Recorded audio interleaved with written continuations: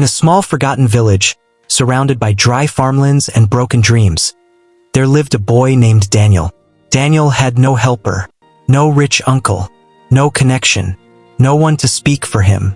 His father died when he was young. His mother struggled every single day just to put food on the table. Sometimes they ate once a day, sometimes not at all. In that village, people didn't believe in dreams. They believed in survival. But Daniel believed in something more. He believed that one day his story would change.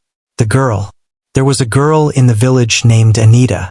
She was beautiful, confident, always surrounded by friends. Her family was comfortable. Not rich, but far better than Daniel's.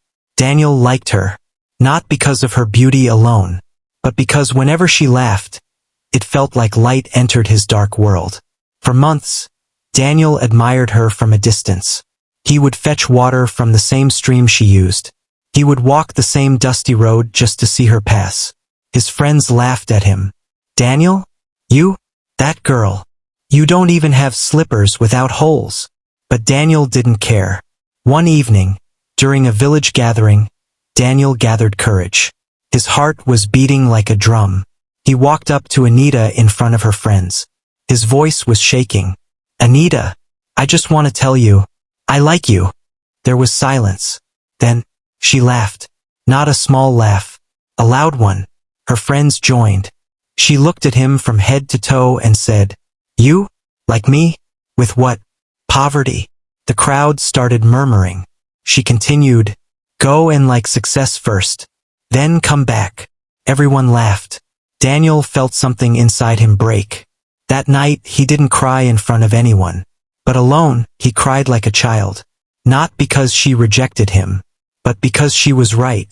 He had nothing. The decision, that insult did something powerful. It didn't destroy him. It ignited him.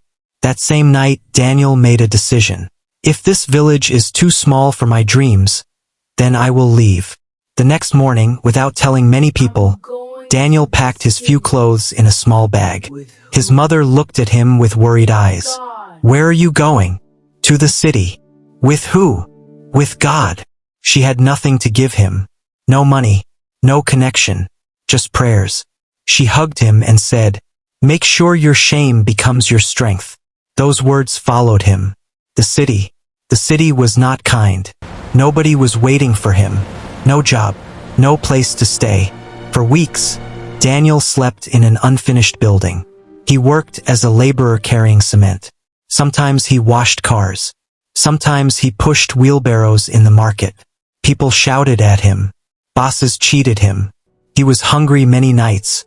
But every time he felt like giving up, he remembered that laughter. He remembered the words. With what? Poverty. Instead of breaking him, fueled him. The turning point. One day, while working at a small printing shop, Daniel noticed something. The owner was old and tired. Customers came in to print business flyers, school projects, and documents. Daniel became curious. He started asking questions. He learned how to operate the computer. He stayed after work to practice. He watched free tutorials whenever he could. Slowly, he became valuable. One day, the owner fell sick. Daniel ran the shop alone for 2 weeks. Sales increased. Why? Because Daniel treated every customer like gold. The old man noticed. Instead of seeing a poor village boy, he saw potential. 2 years later, when the old man retired, he made a shocking decision. He didn't give the shop to his children. He gave Daniel partnership. "Because you value this more than anyone," he said. The rise. Daniel didn't stop there. He expanded the shop, added graphic design, added branding services, started designing for small businesses. He saved every naira.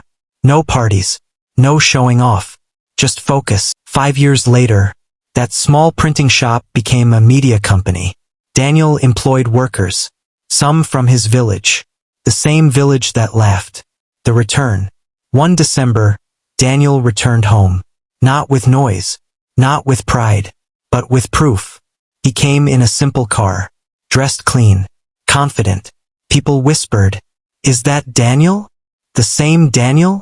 Even Anita was there. She saw him. Her eyes widened. This time, she didn't laugh. She walked up to him. "Daniel, you look different." He smiled.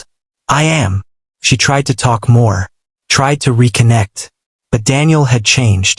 Not just financially, mentally, emotionally. He didn't hate her. He thanked her. "You gave me the push I needed." She looked confused.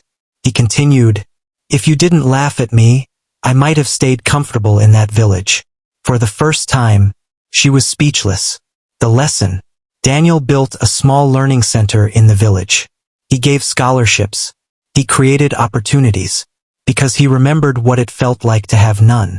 And one day, speaking to young boys in that same village square, he said, "Never let shame bury you. Let it build you.